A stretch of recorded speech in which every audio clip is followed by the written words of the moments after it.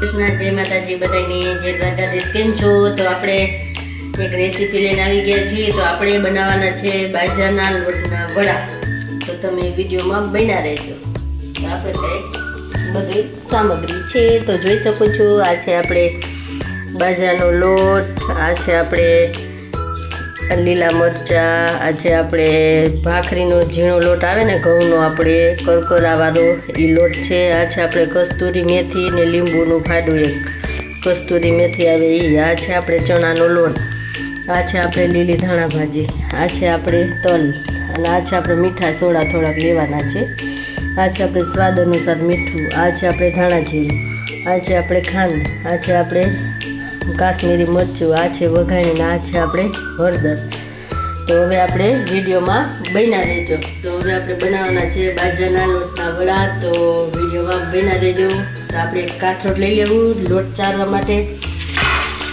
તો આ છે આપણે કાથરોટ આ છે આપણે હવાલો તો આપણે હંમેશા બધો લોટ આપણે ચારીને જ લેવાનો હોય તો હે ને લોટ ચારી નાખવાનો છે તમે જોઈ શકો છો તો આ છે આપણે ભાખરીનો ઘઉંનો ઝીણો લોટ આ છે આપણે ચણાનો લોટ તો હવે આ બંને આપણે પણ સારી નાખશું આપણે પણ ખાટું દહીં લઈ લીધું છે એ દહીંથી આપણે લોટ બાંધવાનો છે અને આ છે આપણે ગરમ મસાલો તો હવે આમાં આપણે બધા મસાલા પણ એડ કરી દઈશું તમે જોઈ શકો છો તો આ છે આપણે હળદર આ છે આપણે ધાણા જીરું આ છે આપણે વઘાણી આ છે આપણે મરચું અને આ છે આપણે ખાંડ સફેદ તલ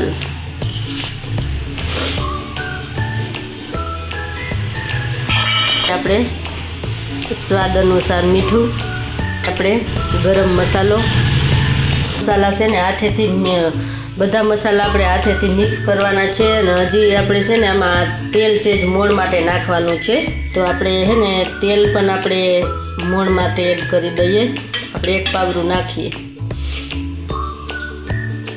મિક્સ કરી નાખવાનું છે તમે જોઈ શકો છો બધું એટલે સરસ મિક્સ કરી નાખ તો હવે આમાં આપણે આ મસાલા બીજા એડ કરી દેવું તો આ છે આપણે કસ્તુરી મેથી તો પણ એ એડ આપણે કરી દઈએ આ છે આપણે લીલા મરચાંની કટકી તો એ પણ એડ કરી દઈએ અને આ છે આપણે લીલી ધાણા ભાજી તો પણ એ એડ કરી દઈએ આપણે અને હવે આપણે આમાં થોડુંક લીંબુ એડ કરી દઈશું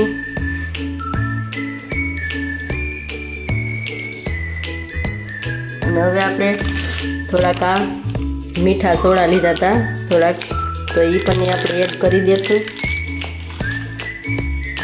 તો હવે આપણે લોટ બાંધવાનો છે આને મિક્સ કરી લઈએ પહેલાં સરસથી હાઈ ગ્લાસ તો હવે આપણે આમાં થોડું દહીં નાખતું જવાનું છે અને થોડો લોટ બાંધતું જવાનું છે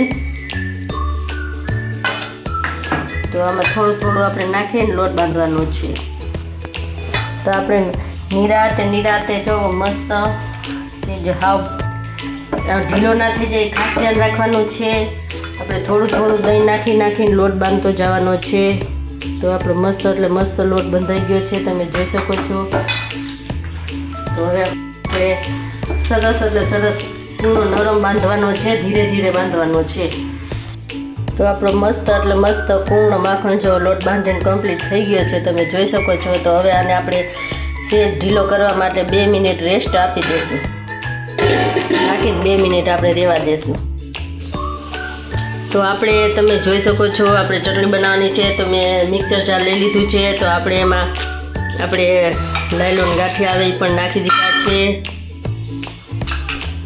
તો આ છે આપણે ફોદીનો તમે જોઈ શકો છો આ છે ધાણા ભાજી છે આપણે સંચર પાવડર તો આ છે આપણે ખાંડ તો આ છે આપણે મરચું લાલ આપણે ક્રશ કરી નાખીએ અને સેજ પાણી નાખી દઈએ આપણે ઊભા રહેજો હજી આપણે એક બાકી રહી જાય છે આ છે આપણે લીંબુનો રસ તો આપણે એમાં સેજ પાણી નાખી દઈએ તો આપણે સેજ પાણી નાખી દઈએ તો આપણે બનાવવાની છે વડા માટે ચટણી પણ તમે જોઈ શકો છો તો ક્રશ કરી નાખી તો તમે જોઈ શકો છો, વાવ, આપણી ચટણી બનીને મસ્ત થઈ ગઈ છે. તો હવે આપણે એક વાસણમાં કાઢી લઈએ. મસ્ત એટલે મસ્ત આપણો લોટ થઈ ગયો છે, સરસ. તો હવે આપણે આના વડા બનાવશું. જો આવી રીતના રેસ્ટ આપી દીધી હતી એટલે મસ્ત લોટ થઈ ગયો છે. તો હવે આપણે આના વડા બનાવવાના છીએ. તમે જોઈ શકો છો, એક લુવો લેશું આપણે એવડો, પછી આના વડા આપણે જો અવળી સાઈડના વડા બનાવવાના છે. તો આપણે બધા વડા આવી રીતના આપણે બનાવવાના છે. તો તમે જોઈ શકો છો, તો આવી રીતના આપણે બધા વડા બનાવવાના છે. તો આપણે બધા વડા આવી રીતના બનાવી લઈએ. તો તમે જોઈ શકો છો, તો આપણે બધા વડા આવી રીતના વારીને કમ્પ્લીટ કરી લીધા છે. અને અહીંયા આપણે તેલ પણ મૂકી દીધું છે. તેલ હંમેશા, તો તમે જોઈ શકો છો, આપણે બધા વડા કમ્પ્લીટ થઈ ગયા છે. અસલ મસ્ત એવા ગોળ વારીને. તો આપણે તેલ પણ મૂકી દીધું છે તરવા માટે. અને તેલ હંમેશા આપણે હાવ ધીમું રાખવાનું છે, ફાસ્ટ નથી રાખવાનું, નકર રાતા થઈ જાય. તો હવે આપણે એમાં એડ કરી દઈએ આપણા વડા. આપણે સમાય એટલા નાખવાના છે, તમે જોઈ શકો છો.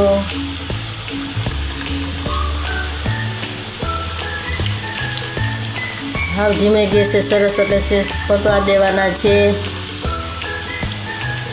બસ એટલા માનમાં છે હવે આપણે. તો હવે અમે ધીમે તાપે તરવાના છે. તો તમે જોઈ શકો છો, આપણે બ્રાઉન કલર થવા દેવાના છે. પછી એક આમ ફેરવવાના છે. એટલે મસ્ત આપણે ચડી જાય. બધાને આમ ફેરવી નાખવાના છે. એટલે એક સાઈડ આપણે રાતું ના થાય, ખાસ ધ્યાન રાખવાનું છે. ગેસ હંમેશા ધીમો રાખવાનો છે. તો હવે આને આપણે 5 મિનિટ ચડવા દઈએ ધીમે તાપે. તો તમે જોઈ શકો છો, એટલે મસ્ત આપણા ચડી ગયા છે, બ્રાઉન કલર થઈ ગયું છે. તો હવે આપણે આને ઉતાર લેવાના છે.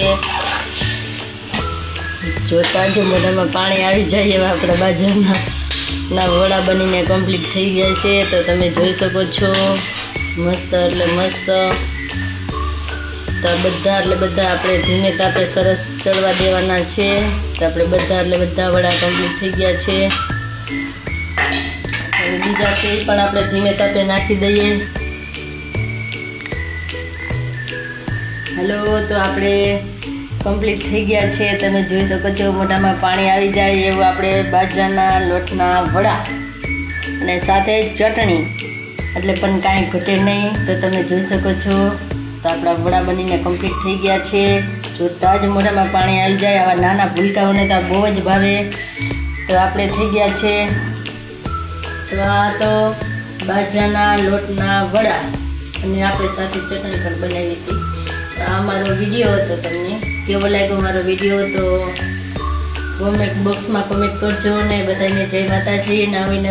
નવી રેસીપી લઈને હું મળતી રહીશ. તો બધાને જય માતાજી, જય દ્વારકાધીશ અને હર હર મહાદેવ. તો મને મારો વિડીયો તમને કેવો લાગ્યો બાજરાના લોટના વડાનો? તો કોમેન્ટ કરજો. બધાને જય માતાજી, જય દ્વારકાધીશ ને હર હર મહાદેવ.